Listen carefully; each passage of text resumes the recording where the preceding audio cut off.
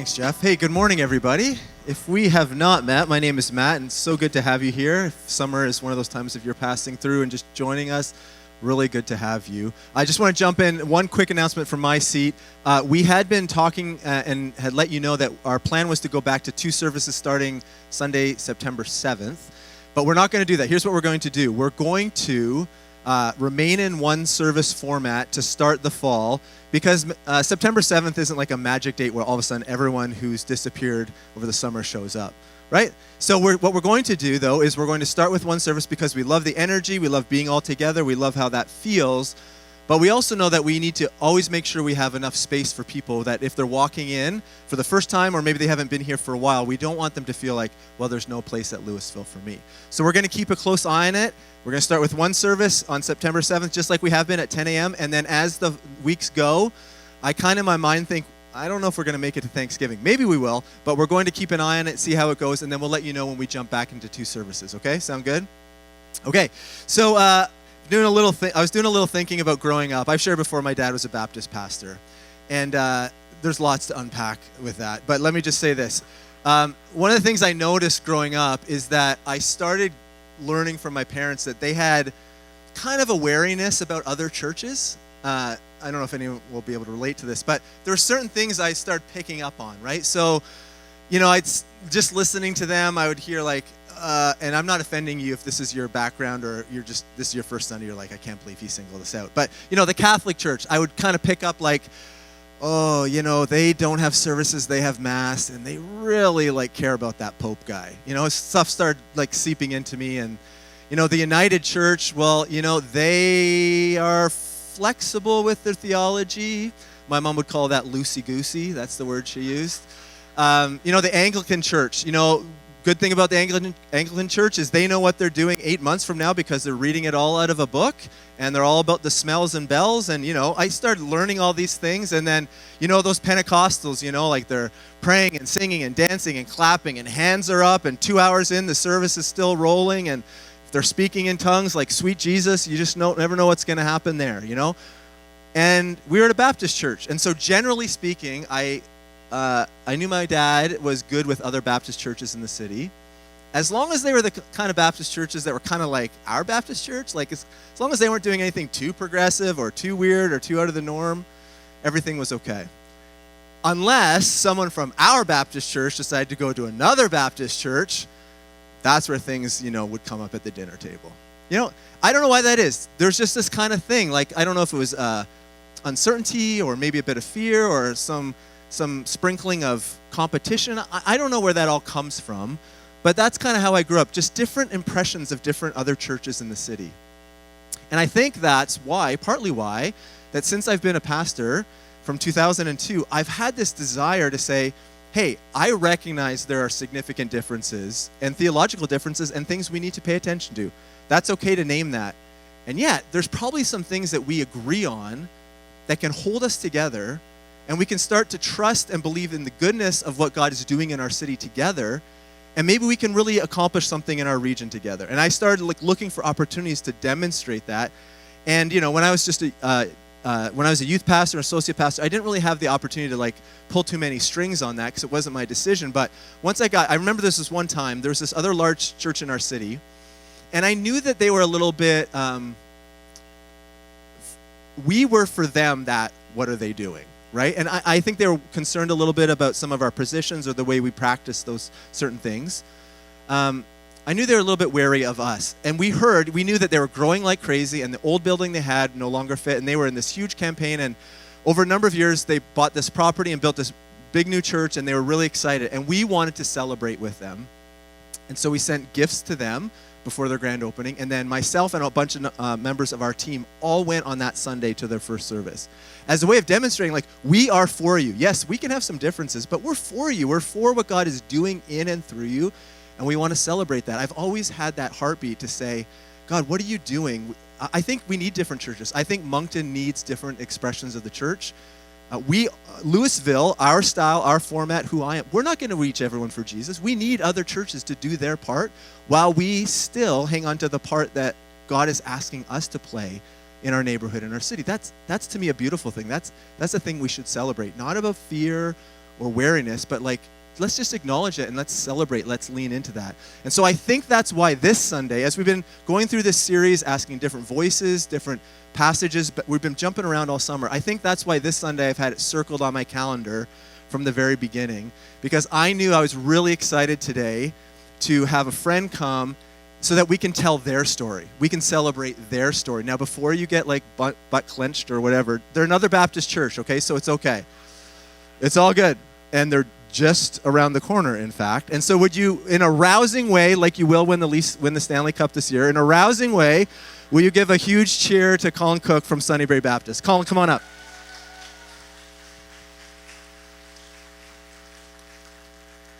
So I knew right from the get-go that I was really excited to have Colin come, and we're going to walk through some of that. But the meat of this whole thing is that Sunnybrae is just about ready to launch a new church plant in Dieppe.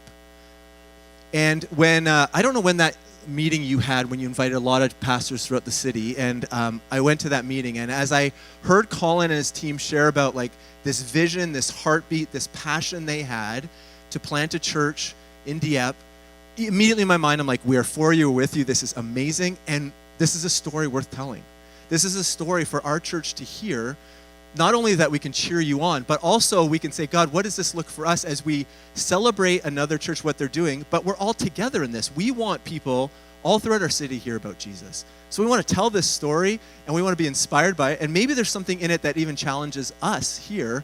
And so anyways, Colin was so gracious to give his time and to join us today. And so Colin, thank you for being here. I'm so excited to have this conversation.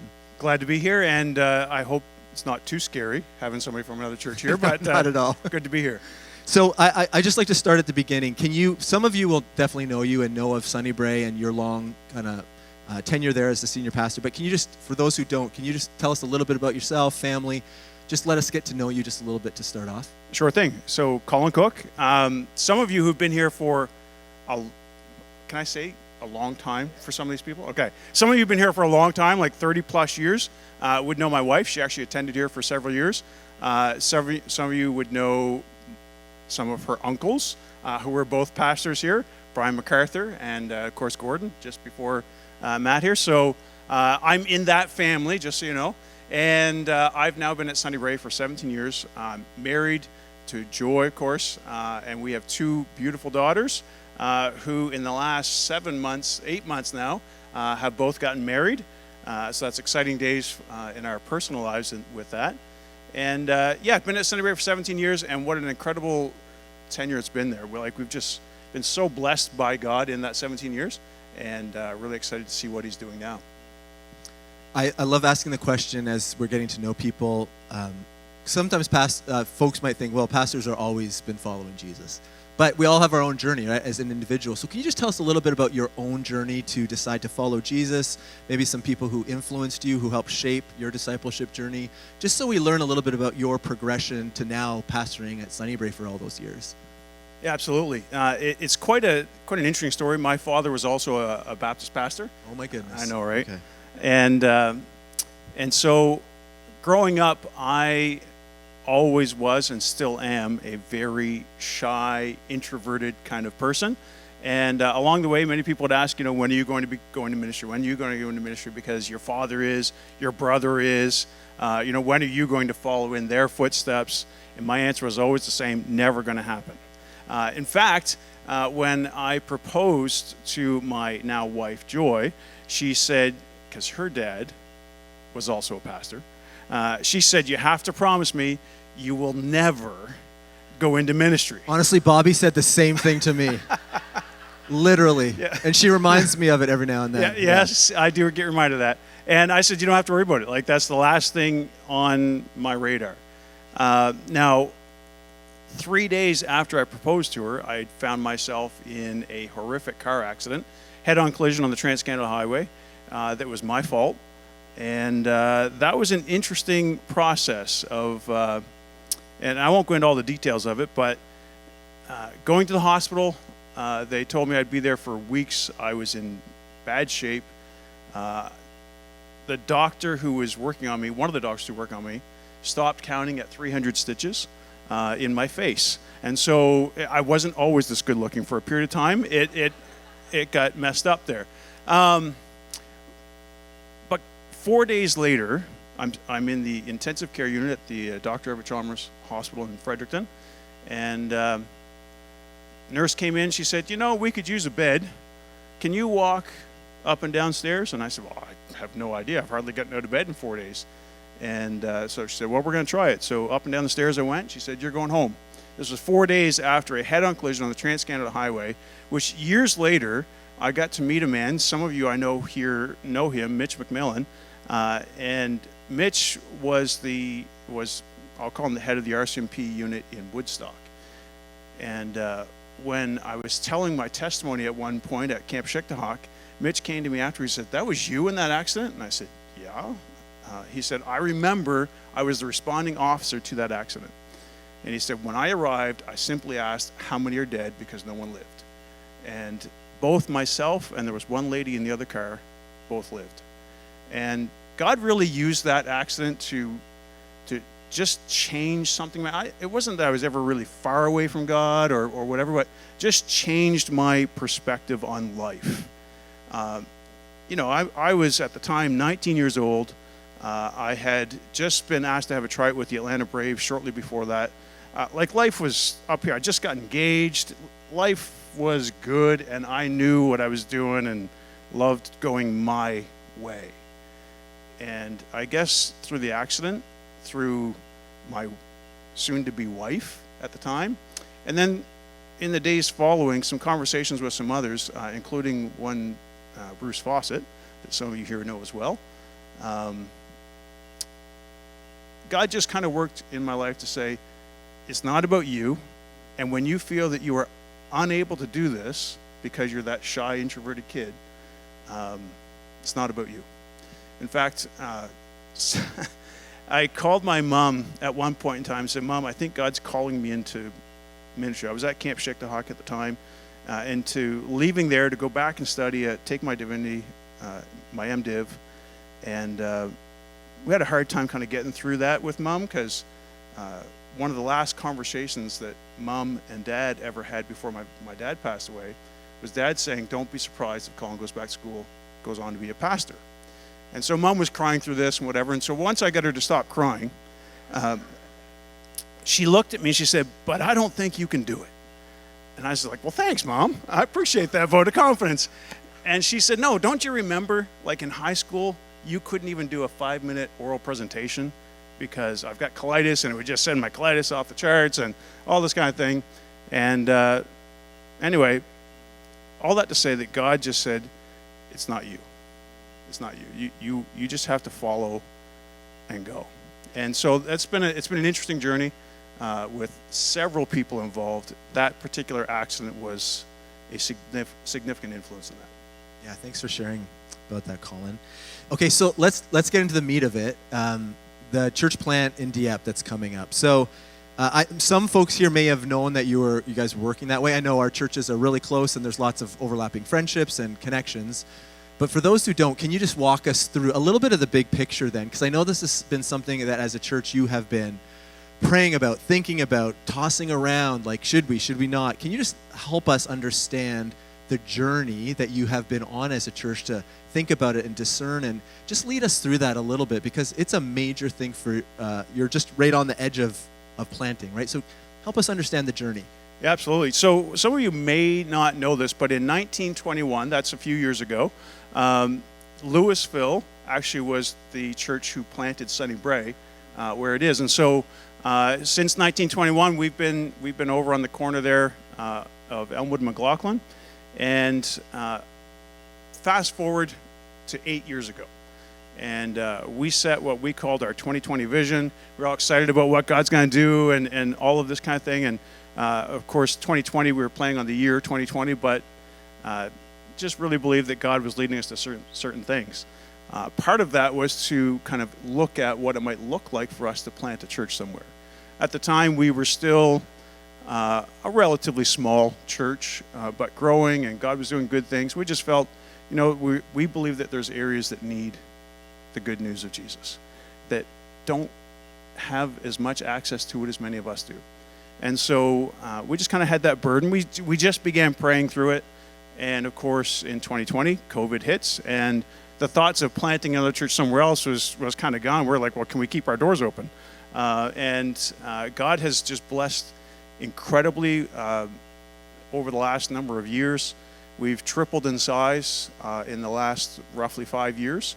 And God's been so good. And so that prayer of, God, what about planting a church, just kind of kept coming back to the front for us. And around the same time, we really began seeing a need, particularly among our Acadian friends, specifically the city of Dieppe. You drive around Moncton, and what are we, 2 kilometers from each other here? And anywhere you drive in Moncton, 2 kilometers, and you're going to hit a Baptist church. You drive less than that, you're going to hit another kind of church, whether it's any of the ones you mentioned before, whatever it might be. But we realize that you can drive through Dieppe and you really don't see not just the Baptist church, but Protestant churches, evangelical churches. You don't see them. And you know from conversations that you then enter about the Catholic churches that many of them are struggling. Several are closing their doors.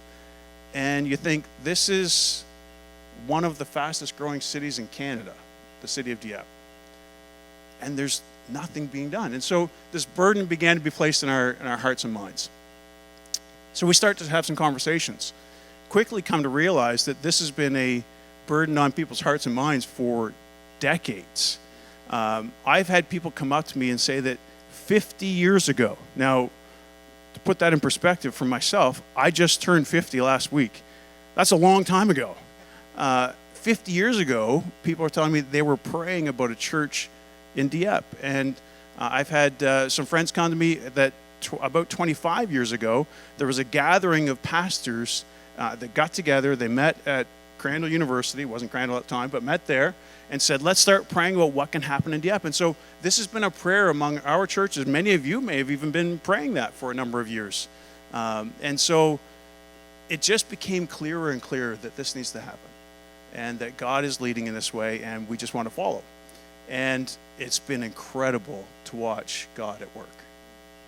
So we have up here on the slide, so these are some of the, I guess, ways you would articulate the need specifically in Dieppe then, right? Yeah, it's such a fast-growing population. So 18% growth since 2021 in the city of Dieppe. That is massive for a city in our context.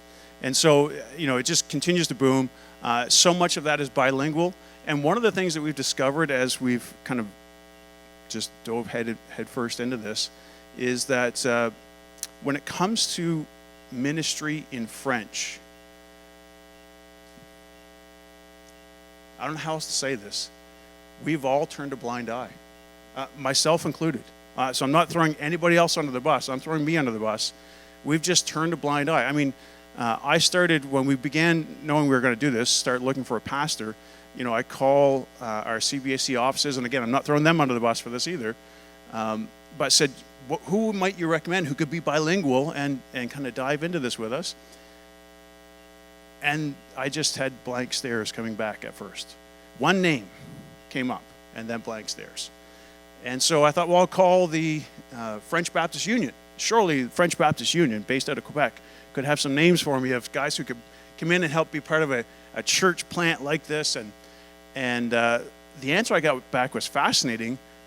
They're actually bringing guys from Brazil now, men from Brazil, training them in how to speak French, and they are using them to plant churches in Quebec and in the Maritimes.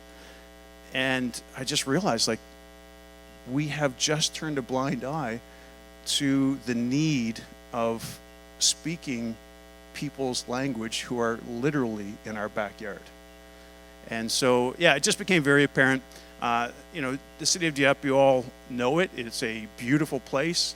It is a place that is not just booming in terms of numbers, but it's one of the wealthiest cities in Canada, which I thought was quite interesting in terms of per capita and all that type of numbers. It's a very young city as well. Most of the households are families, and young families at that. Luke, can you go to the next slide for me, please? So walk us through this. This is kind of your plan then. As you're like formulating and discerning and praying, and I know COVID got in the way, but then you're continuing on with this. Can you just walk us through just this plan of how you came to some of these things, and maybe if there's any lessons you learned along the way? Yeah, so we thought from the start, rather than just planting a church and saying, go get them, have fun, that we'd do this as a satellite. Good luck, yeah. A satellite of Sunnybray.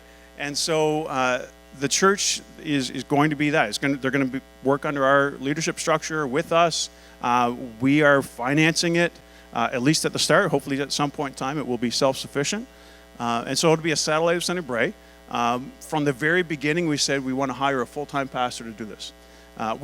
I shouldn't say from the very beginning. We did begin to think about maybe a part-time pastor for a little while. That quickly we threw that away and said, if we're going to do this, we're going all in. So we wanted to hire a full-time pastor, and that was, again, some challenges with that. We wanted to launch the services this fall, which November the 2nd is our launch day. We wanted to send 40 people from our church at Sunnybray to this location. Roughly right now we've got about 22 or so signed up and ready to go, which we've only so far had one meeting to say anyone interested come out, and 22 people were there. Really excited about that. The services we plan to be bilingual services. So in Dieppe, a large portion of them are French first, but there are still many who are English first, and there are many internationals who are coming as well. And the other part of this is that when it comes to Dieppe as a whole, while there are many French first, it really is a bilingual community. Many hold French very dearly, we understand that, but this is something somewhat unique. We have not found many other churches that are running bilingual services, but we're excited to try it. We anticipate it will change every week in terms of as we grow and learn and see what this could possibly look like. One of the things I'm excited about, we did this at an event recently, and it went so well, is every song that we sing, as your team led this morning, on the screen at the same time will be both French and English. And whoever wants to sing French can sing French. Whoever wants to sing English can sing English at the same time. And we did that recently, and it's such a beautiful expression of hearing this one worship in multiple languages. So we're excited about that. We found a space in Dieppe. That took some time, but we found a space in Dieppe that we're going to rent. And for now, the midweek ministry is going to happen out of Sunnybray until they kind of get on their feet and can start launching some of those on their own. Yeah. So I remember when we had that first meeting, you were telling all citywide pastors about this vision, this idea. And one of the things you flagged then is it's just so hard. It's going to be so hard for us to find a pastor. We've been, as you just already said, we've been calling around.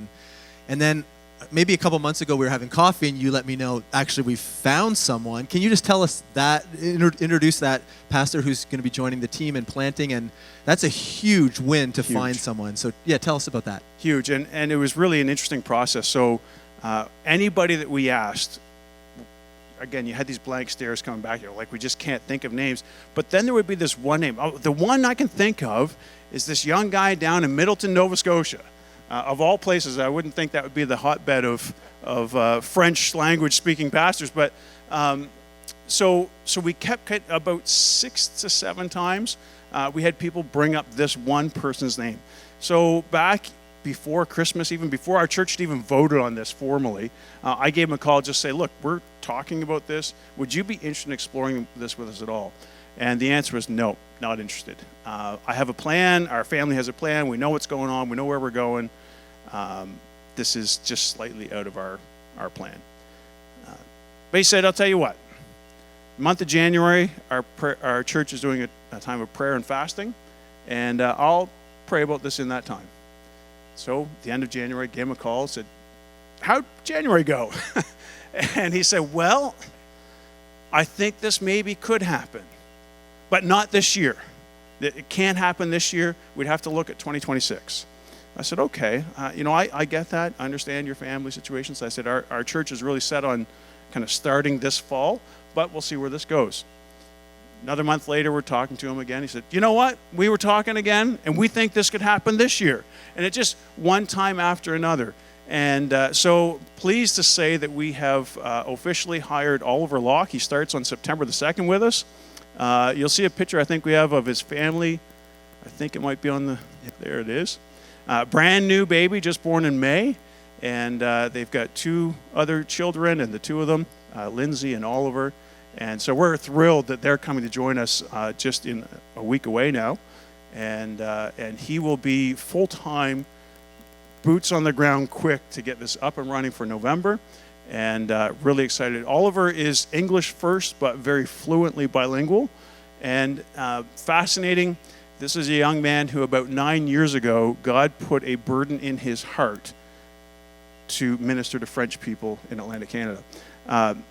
What his plan was to move to Quebec with his family and immerse themselves in French so their whole family could learn French together. And that's why this was a little bit out of their plan. But as he began to pray about this, God was saying, this is what I prepared for you. And we had no idea that when we began this process, but really excited that Oliver and his family will be joining us in a week. So can you tell us the next steps? So you had mentioned at the beginning of November, first service, Oliver starts on staff next week. What are the kind of next steps and milestones you're working towards launch? Yeah, I should mention, by the way, that, and this has been just so incredible. Anybody here ever tried to raise money? So we began looking at this thinking, how in the world? I mean, we've got a mortgage for what our building is costing us there and some things we've had to do in not too distant past. We're looking at increasing that mortgage for things we still need to do. How in the world are we going to do this financially? But, you know, our church was committed to this and said, we're going to do this. We hope we can get some grant money. Well, we started reaching out for grant monies before our church formally voted to say we're doing this. Now, I've tried to get grant money in the past. It's not easy. We had people coming to us and saying, we want to support this. We had 2 significant grants, both from our CBAC and different organizations within it, that have really kind of helped plant that seed money to get this going. So when we talk about next steps, I'm thrilled to say we can look at those next steps saying we have some money available to us now that came through the CBAC. And so it's been incredible. We're in the process of lining up what has to happen for the location. So we're renting the Dieppe Rotary Lodge, beautiful space. And one of the best parts I love about the Dieppe Rotary Lodge, it finds itself right in the middle of this Rotary Park in Dieppe. And if you've ever been there, it is always teeming with young families, always. And just so excited that this church will be right in the middle of that. And the city of Dieppe's been very good to work with in this. That's who we're renting from. They have some policies around, but we have to kind of set that space up in a way that we can work with it. We're very blessed. Again, the city of Dieppe, we said, we'll come in early Sunday morning and set up. They said, no, you don't have to. We will have it set up for you. What? This is not expected, but they're going to set it up for us. They're going to tear it down for us. We just have to make sure that our pieces that we have to bring to add to what they set up is going to be done as well. So that's a big part, is getting all of those pieces so we can actually run the service as well. We are doing a lot of work now to get the word out in the city of Dieppe. So Acadian Days just happened. We had people there handing out water bottles, and on the water bottle was a little sticker, just had a QR code kind of pointing people to our website, talking about what's coming to Dieppe. And so it's just getting this word out there, letting people know what's coming.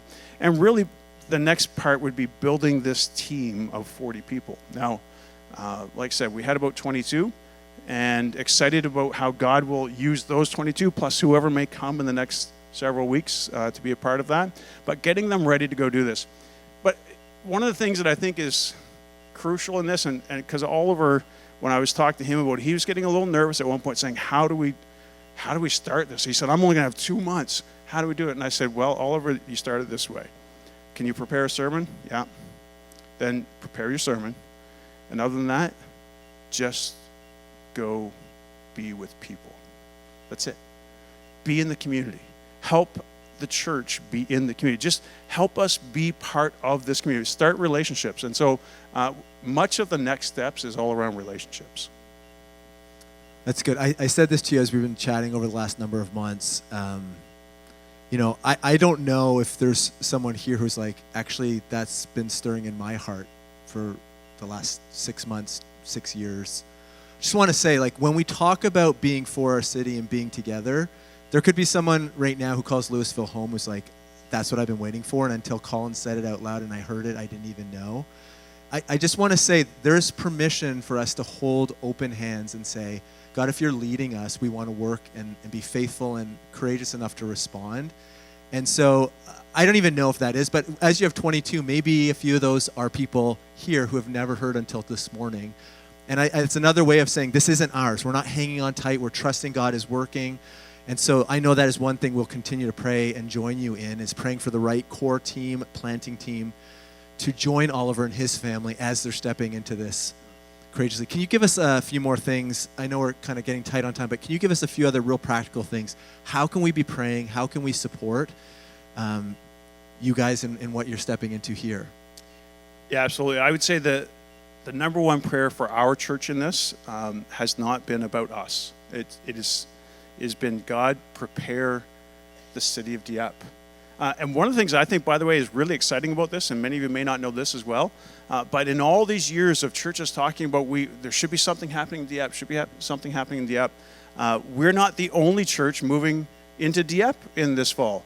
Glad Tidings is also going to Dieppe this fall to start a service there. And I remember I was on vacation in March. I was actually in Spain at the time. And somebody from our church found out. They heard Glad Tidings is starting a church in Dieppe this fall. Oh no, they thought. And they got a hold of me. Oh no, those Pentecostals. Right.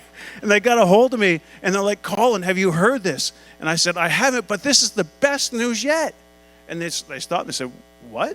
What do you mean the best news yet? And I said, God is on the move. God is stirring. Like, for 40 plus years, we've heard about churches wanting to go to Dieppe. It hasn't happened. And in the same fall, 2 churches are going. Like, God is on the move. God is doing something. And I think it's fantastic. So one of our prayers, and I would say our number one prayer would be, God, keep moving in Dieppe.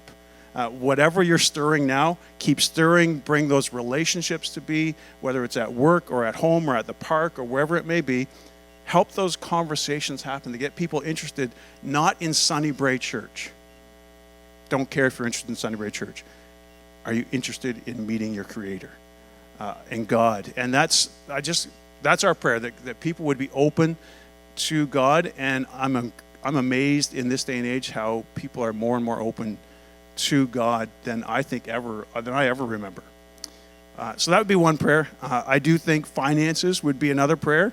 Oliver starts next week. We have to start paying him. And so, while we have some money that's come in, much of that's kind of designated already to where it's going. And so finances is another prayer. And I think the last thing that I would say to pray for is for the people who are going to be a part of this team, to go plant this team. You can't plant a church and focus on yourself. It can't happen. You have to be willing to say, church is not about me. Church is about following God and what He would have for this city that we're going into. And so that would be the heart that people go with. You pray and you hope that as people go, they go in the right heart, and that's all. You just trust them to go and do it.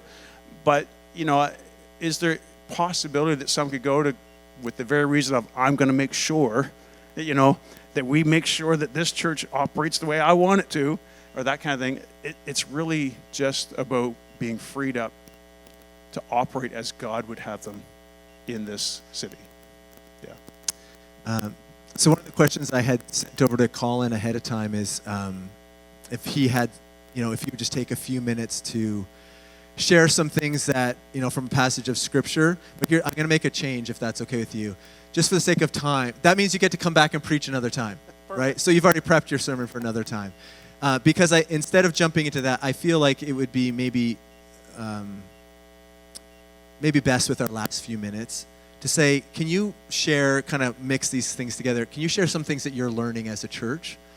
And what might be some transferable principles that you would say, as we are learning this, as a team, as a leader, as a pastor, as an individual follower of Jesus, what are you guys learning in all this? And what might be some transferable principles that as a sister church just around the corner might be something good for our ears to hear this morning? Sure. want to take a moment just to kind of start to say, you guys are very blessed to have Matt here. Yeah, absolutely. I've been at Sunday Ray for 17 years and was in the city at First Baptist for 4 years before that. So there's 20 plus years of being here in the city.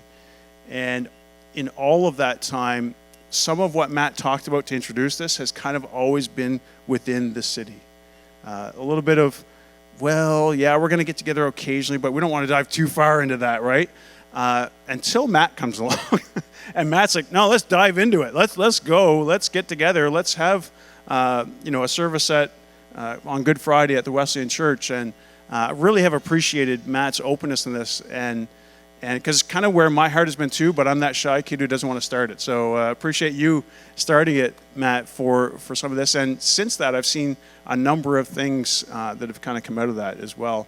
One I haven't even had a chance to share with Matt, that is the Journey Church and Sunny Bray just recently were able to do something, kind of reach out to our firefighters in the city and Department of Natural Resources as they were doing their work, and just kind of bless the entire city of firefighters as we came together to do something together. So it's just I'm glad to see churches working together. So that's one thing that I think we can all learn is let's do this together, because it's not about our little kingdoms.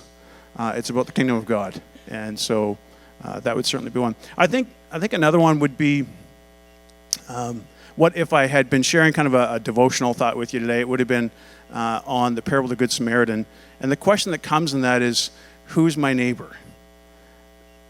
And, I've been really battling through that so many of us as Christ followers operate as though our neighbors are the people we're comfortable with. And anything outside of our comfort zone, okay, well, we can say we love our enemies, but do we have to do anything about that? Whereas our neighbors, in this story, it's clearly shown that we have to do something about it. If they're our neighbors, we have to show love. And I think that's been one of the things for our church to realize. It's really easy to get insular. It's really easy to just focus on us. I said we've been there for 104 years because Lewisville planted us there. And for 104 years, as much as we've done some great work and God's worked through the church for all that history, there's still a sense of it's us. It's kind of insular.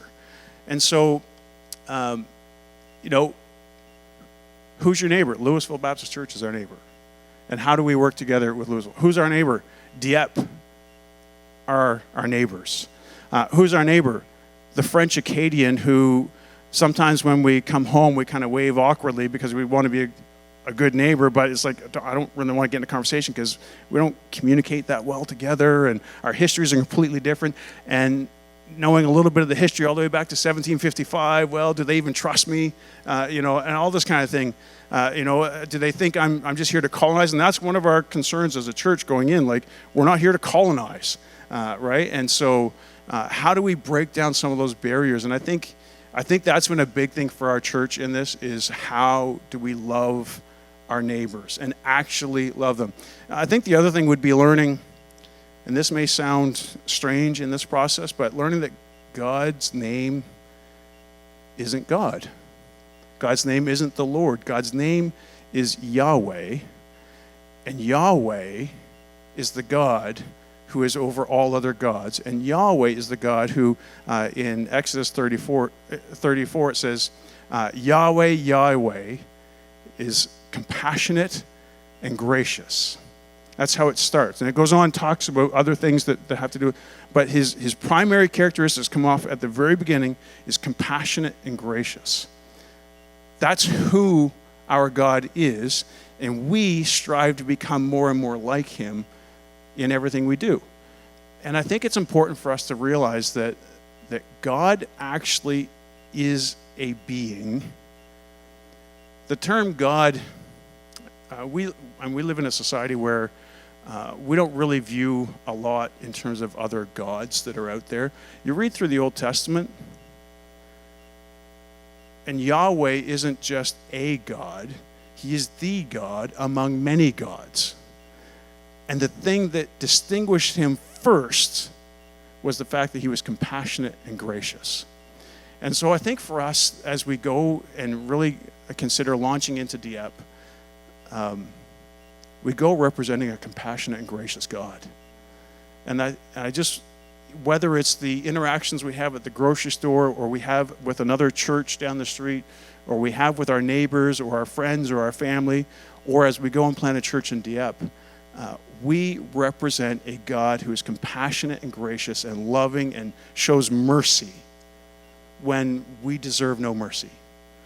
And so that has just kind of been reinforced for us. And I think the last thing I would say, we started a vision this past fall, and this is a kind of the first big step for us in this vision. That vision is actually the same as our CBAC, Canadian Baptist of Atlantic Canada, in terms of the word that represented for it, which is overflow. And that really what our tagline that goes with that is that as we put our trust in God, He will continue to fill us with joy, peace, and a hope that overflows into the community around us. And that, I believe, is what our churches should be. And so for Lewisville, how, as an individual person here and as a body together, a community together, how have you experienced God pouring into you? But do you try to just put your walls up a little higher to keep that in? Or are you willing to say, let's let this pour out into the city so that the entire city can experience the joy and the peace and the hope of following Jesus? Amen. I love it. Thank you. Man, thank you for telling us the story and inviting us into a bit of the journey you've been on. That's why I think I was so excited, because we can be encouraged as God is inspiring other communities around us. We can be challenged, we can be shaped, and so we are like for you and with you, and I don't know what that's necessarily going to look like in this moment, but I'm excited that most often, relationship leads us into the answer together. And so know that we are here and with you, and I'd love to just pray for you and your church, and then for Oliver. I know he's not here yet. And then just to kind of bless you from our side to you, recognizing we're not on opposite sides. We're linking arms here in this. So would you join me, if you're able to, and stand with me as we pray for Colin and Sunny Bray and Oliver and the team, and then we're going to close with the song together. And if you have questions, please find Colin after the service or reach out to them. But let's just pray together. God, we just take this moment just to even acknowledge that some 40 years ago, people were gathering to pray and to talk about an idea of what it would look like to share Jesus with different parts of our city. And the idea of Dieppe has been in the hearts and minds and on the lips of people for decades. And so for, I'm sure, many ways we don't necessarily fully understand the time is now. And so, God, we give thanks for that. Thank you for the way that your Spirit has been leading and inspiring and giving courage and direction and correction.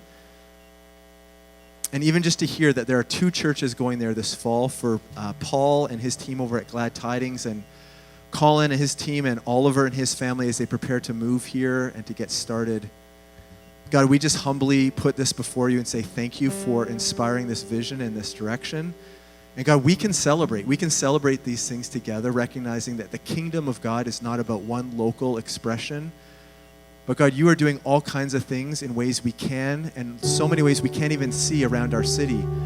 And our sense, God, is that you are opening up new things in our region, our city, and we want to have eyes that can see that. And so on behalf of Lewisville and our folks here, we pray blessing and courage and support financially and everything that Sunny Bray is going to need.